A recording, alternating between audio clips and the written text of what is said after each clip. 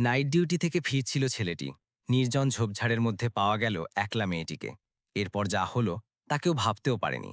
বন্ধুরা, এটি শিবপুর শহরের একটি সত্য ঘটনা। রাত বাড়ছিল এবং রাস্তাগুলো ধীরে ধীরে নির্জন হয়ে আসছিল। সেই রাস্তা দিয়ে ফ্যাক্টরির শিফট শেষ করে আমান ভার্মা নিজের বাইকে করে তার ঘরের দিকে ফিরছিল। প্রতিদিনের মতো সেই একই ক্লান্তি, একই নিস্তব্ধতা আর একই একাকিত্ব। আমানের জীবন ছিল খুব সাধারণ। সকালে কাজ, সন্ধ্যায় ফেরা আর রাতে একা ঘরে থাকা। খুব একটা বন্ধু ছিল না, খুব একটা কথাও বলতো না। শুধু কাজ করত আর নিজের প্রয়োজনের উপার্জনে খুশি থাকার চেষ্টা করত। কিছুক্ষণ পর রাস্তায় হঠাৎ তার প্রস্রাব পেল।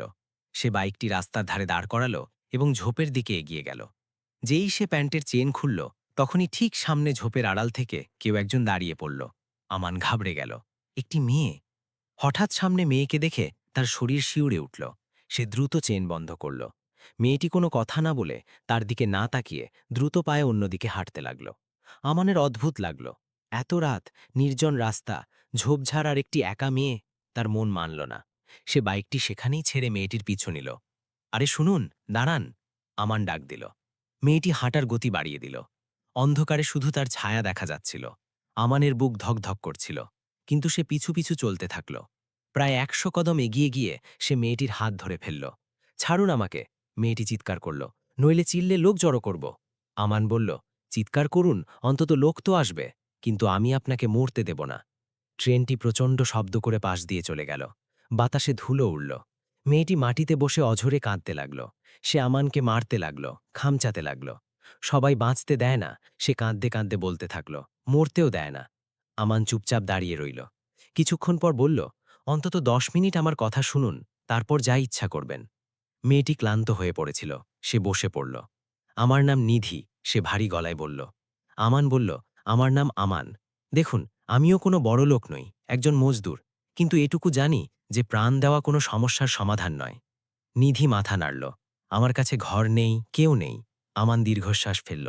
আজ রাতটা আমার ঘরে চলুন। সকালে যা ঠিক মনে হয় করবেন। আমি আপনাকে জোর করে আটকে রাখব না। নিধি তার দিকে তাকাল। আপনি এসব কেন করছেন? আমান সরাসরি জবাব দিল, কারণ আজ যদি আমি আপনাকে ছেড়ে দিই, তবে হয়তো কাল কেউ আপনার লাশ পাবে। নিধি চুপ রইল। তারপর ধীরে ধীরে বলল, ঠিক আছে। তারা দুজনে বাইকে করে ঘরে পৌঁছল। একটি ছোট ভাড়া বাড়ি। ভেতরে শুধু প্রয়োজনীয় কিছু জিনিস ছিল। আমান চা বানালো, খাবার বের করল। নিধি কিছুই খেল না। আমান বলল, ঠিক আছে, যখন ইচ্ছে হবে খেয়েন। সে চৌকিটা নিধিকে দিল আর নিজে নিচে চাটাই বিছিয়ে শুয়ে পড়ল। সে কম্বল দিয়ে মুখ ঢেকে নিল। কিছুক্ষণ পর আমান শুনল নিধি উঠল। সে রান্নাঘরের দিকে গেল, খাবার বের করল এবং তার কাছে এসে বলল, উঠুন, খেয়ে নিন। আমান উঠে বসল। তুমিও খাবে? নিধি মাথা নাড়ল। দুজনে প্রথমবার একসঙ্গে বসে খাবার খেল। কোনো প্রশ্ন নেই, কোনো সন্দেহ নেই। রাতটা কোনোভাবে কেটে গেল। ভোর ৫টায় আমানের চোখ খুললে সে দেখল নিধি ঘর ঝাড়ু দিচ্ছে। আরে, এগুলো কি করছো? আমান বলল। নিধি বলল, শুয়ে থাকো, তোমাকে কাজে যেতে হবে। কয়েক ঘন্টা পর আমান যখন উঠল, দেখল ঘর পরিষ্কার, চা তৈরি। সে অবাক হয়ে জিজ্ঞাসা করল, তোমার কি চাই? নিধি নিচু স্বরে বলল, শুধু একটুখানি ভরসা। আমান ডিউটিতে যাওয়ার সময় কিছু টাকা দিল এবং বলল, কোথাও যেও না, সন্ধ্যায় কথা হবে। নিধি মাথা নাড়ল। দরজা বন্ধ হলো। ঘরে নিস্তব্ধতা ছেয়ে গেল। আর এখান থেকেই সেই সম্পর্কে শুরু হলো, যা কোনো প্রতিশ্রুতি থেকে নয়, বরং একজন মানুষকে বাঁচানোর চেষ্টা থেকে শুরু হয়েছিল। এমন এক সম্পর্ক যার ভিত্তি সেই রাতে রেললাইনের পাশে তৈরি হয়েছিল। আমান ডিউটিতে পৌঁছালো, কিন্তু তার মন পড়ে রইল সেই ঘরে। মেশিনের শব্দ, কেমিক্যালের গন্ধ আর কাজের চাপ সবই প্রতিদিনের মতো ছিল, কিন্তু আজ তার মন অন্য কোথাও। বারবার তার সামনে নিধির মুখ ভেসে আসছিল। সে ভাবছিল, মেয়েটি আমার কোনো ভুল পদক্ষেপ নেবে না তো? ওদিকে ঘরে নিধি একা বসেছিল। প্রথমবার তার মনে হলো এই ঘরটা অচেনা নয়। দেয়ালগুলো পুরনো ছিল, জিনিসপত্র সীমিত ছিল, কিন্তু কোনো ভয় ছিল না। সে আমানের দেওয়া টাকাগুলো গুনল, তারপর সেগুলো টেবিলের ওপর রেখে দিল। বাইরে গিয়ে সে প্রয়োজনীয় জিনিসপত্র কিনল, আটা, সবজি, সাবান। ফিরে এসে সে ঘরটা আরও একটু গুছিয়ে নিল। কোনো লোক দেখানো নয়, শুধু মনের শান্তির জন্য। সন্ধ্যা নামল। বাইরে বাইকের শব্দ হলো। আমান তাড়াতাড়ি ফিরে এসেছিল। তার হাতে কিছু খাবার ছিল। ঘরে পা রাখতেই সে থমকে গেল। সবকিছু খুব সুন্দর করে গোছানো ছিল। এত সব কেন করলে? আমান জিজ্ঞাসা করল। নিধি শান্তস্বরে বলল, শুয়ে বসেছিলাম, তাই করলাম। আমান হেসে বলল, তোমার বিশ্রাম নেওয়া উচিত ছিল। নিধি বলল, অভ্যেস নেই। দুজনে একসঙ্গে বসে হালকা কিছু খেল। রাত গভীর হতে থাকল। আমান কথা তুলল, এখন বলো, তোমাকে পড়াশোনা শেষ করতে হবে তো? নিধি কিছুক্ষণ চুপ থেকে বলল, হ্যাঁ, কিন্তু আমার জন্য সেই পথ বন্ধ করে দেওয়া হয়েছিল। আমান বলল, তুমি যদি চাও তবে এখানে থেকে পড়াশোনা করতে পারো। আমার সাধ্যমতো আমি সাহায্য করব। নিধি প্রথমবার তার দিকে ভালো করে তাকালো। আপনি আমাকে কেন সাহায্য করছেন? আমান কাঁধ ঝাঁকিয়ে বলল, কারণ কেউ তো পাশে থাকা উচিত। সেই রাতে দুজনে আলাদা আলাদা জায়গায় ঘুমালো। দূরত্ব বজায় থাকলেও ভরসা ধীরে ধীরে দানা বাঁধছিল। পরদিন সকালে আমান তাড়াতাড়ি উঠল। নিধি আগেই জেগে গিয়েছিল। সে চা বানিয়ে রেখেছিল। আমান চা খেতে খেতে বলল, আজ থেকে একটা নিয়ম, কোনো সিদ্ধান্ত একা নেওয়া যাবে না। নিধি মাথা নাড়ল। দিন কাটতে লাগলো।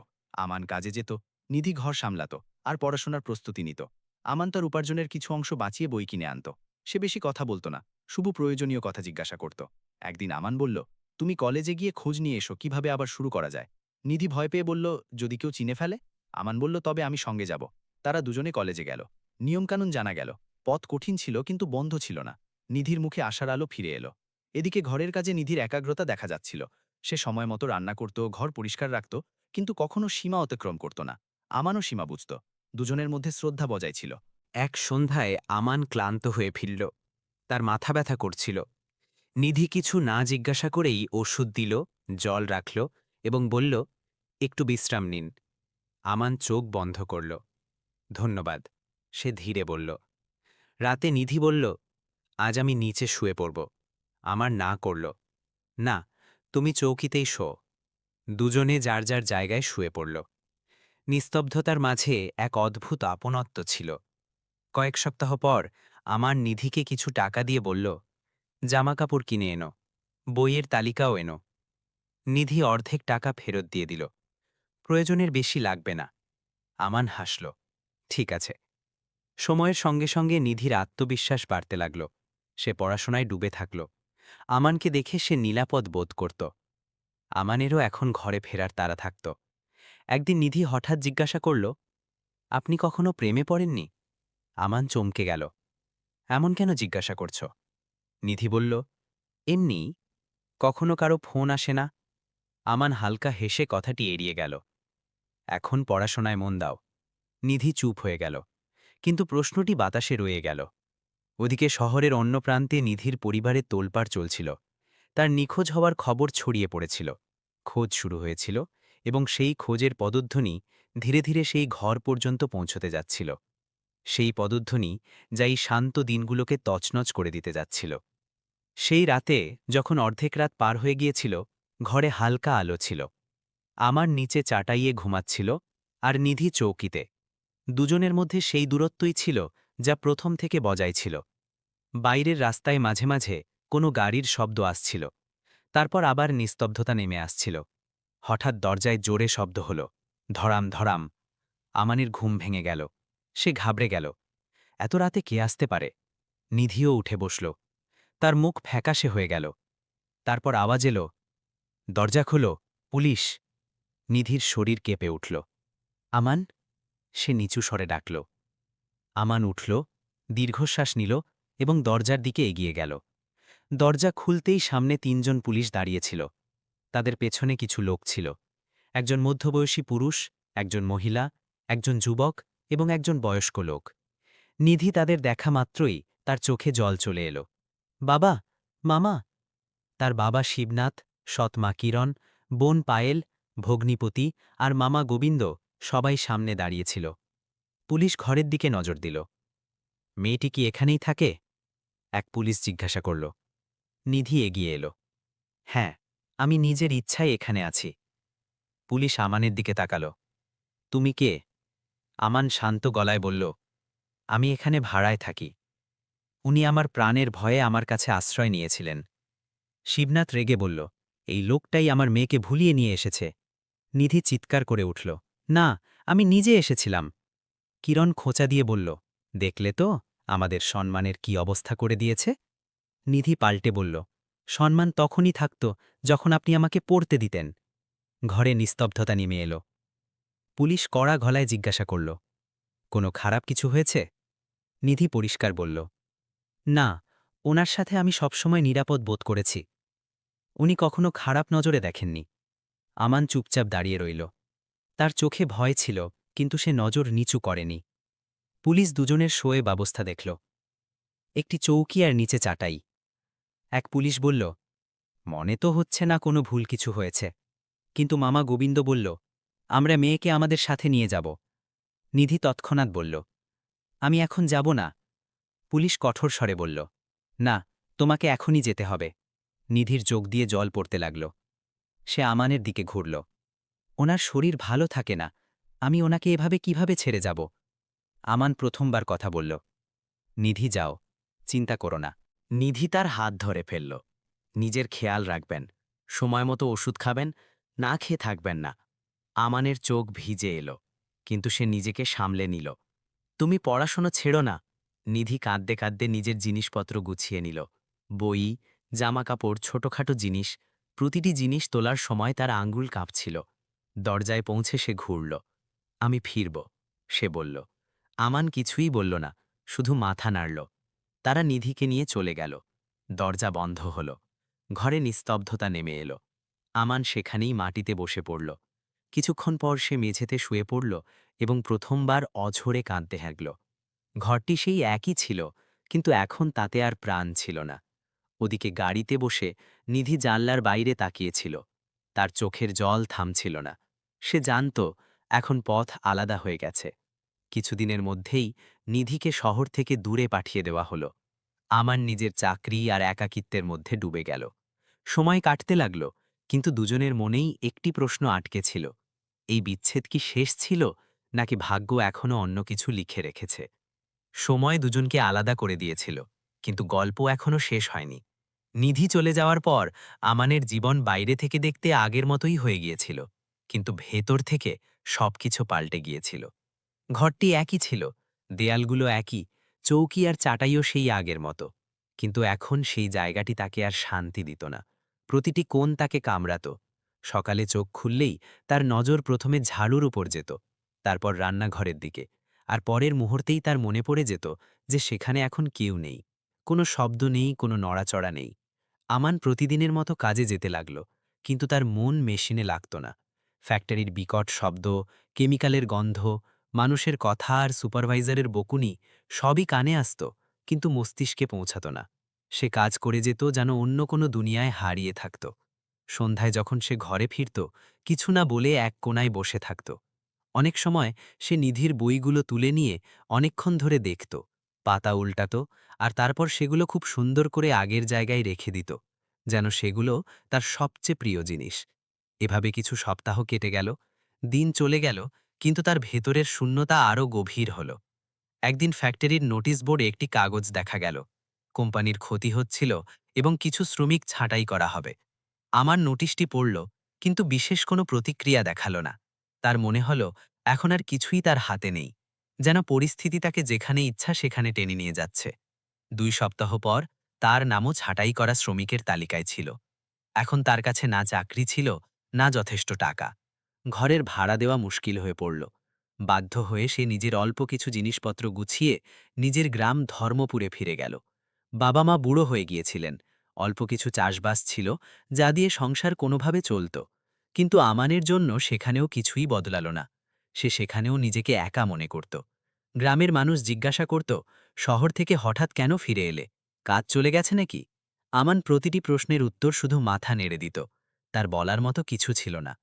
ওদিকে নিধিকে তার মামা নিজের সাথে নবাপুরে নিয়ে গিয়েছিলেন। সেখানে সে আবার পড়াশোনা শুরু করার সুযোগ পেল। প্রথমে সে তার অসম্পূর্ণ পড়াশোনা শেষ করল, তারপর উচ্চশিক্ষায় ভর্তি হল। শুরুটা তার জন্য মোটেও সহজ ছিল না। নতুন মানুষ ছিল, নতুন পরিবেশ ছিল, এবং অতীতের কষ্টগুলোও ছিল। কিন্তু সে হার মানল না। সে নিজের সাথে প্রতিজ্ঞা করেছিল যে সে আর পিছিয়ে যাবে না। রাতের নিস্তব্ধতায় সে প্রায়ই আমানের কথা ভাবত। তার বারবার সেই অন্ধকার রাতের কথা মনে পড়ত, যখন একজন অচেনা মানুষ কিছু না ভেবেই তার প্রাণ বাঁচিয়েছিল।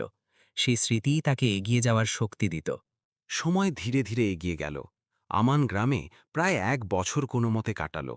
যখন পরিস্থিতি আরও খারাপ হলো, সে গ্রাম ছাড়ার সিদ্ধান্ত নিল এবং কাজের খুঁজে রাজনগরে চলে গেল। সেখানে সে একটি ছোট চাকরি পেল। থাকা কষ্টকর ছিল, টাকা কম ছিল, কিন্তু সে নিজেকে সামলে নিল। সে জানত যে এখন থেমে যাওয়া তার জন্য কোনো পথ নয়। ওদিকে নিধি 2 বছরে নিজেকে পুরোপুরি বদলে ফেলেছিল। সে পড়াশোনা শেষ করল, নতুন দক্ষতা শিখল এবং অবশেষে একটি বড় কোম্পানিতে ভালো চাকরি পেল। এখন সে আত্মনির্ভর, তার মুখে আত্মবিশ্বাস স্পষ্ট, কিন্তু মনের কোনো এক কোণায় আমানের স্মৃতি আজও উজ্জ্বল ছিল। অনেক সময় তার মন চাইত তাকে খুঁজে বের করতে, কিন্তু না ছিল তার কাছে কোনো ফোন নাম্বার, না কোনো ঠিকানা।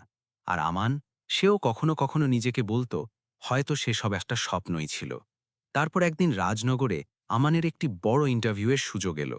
বড় কোম্পানি ছিল, উন্নত চাকরির আশা ছিল। নির্দিষ্ট দিনে সে সময় মতো সেখানে পৌঁছালো।